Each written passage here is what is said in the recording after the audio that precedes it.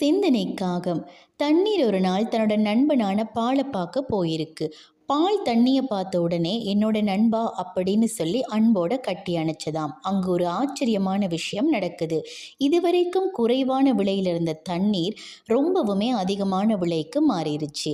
ஆச்சரியத்தில் உறைந்து போன தண்ணீர், எப்படி நண்பா, நீ என்னை தொட்ட உடனேயே நான் ஒரு அமிர்தமா மாறிட்டேன், இதுக்கு நான் எப்படி கைமாறு செய்வேன் அப்படின்னு சொன்னதாம். பால் சிரிச்சு கொண்டே தண்ணியை பார்த்து சொன்னதாம், நண்பா, நீ ஒவ்வொரு முறை என்னை பார்க்க வாரப்போவும் உன்னோட நிறம் மாறாத உள்ளம், கலப்படமில்லாத சுத்தமான எந்த எதிர்பார்ப்பும் இல்லாத ஒரு நண்பனா வந்து நிற்கிற. உன்னை அன்போட கட்டி அணைக்க நான் தான் கொடுத்து வச்சிருக்கணும் அப்படின்னு சொன்னதாம்.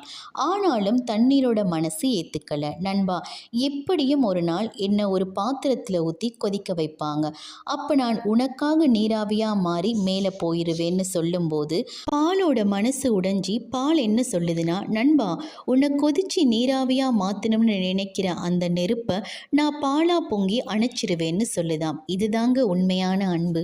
இப்படிப்பட்ட தூய்மையான அன்பு கொண்டவர் தான் எங்களுடைய தேவன். விலைமதிப்பில்லாத எங்களுடைய வாழ்க்கையில தேவன் வரும்போது விலையேற பெற்ற பொக்கிஷமா மாறுது எங்களுடைய வாழ்க்கை. எனவே தேவனோடு கூட ஒரு வாழ்க்கை பயணத்தை செல்பவர்களாக இருப்போம்.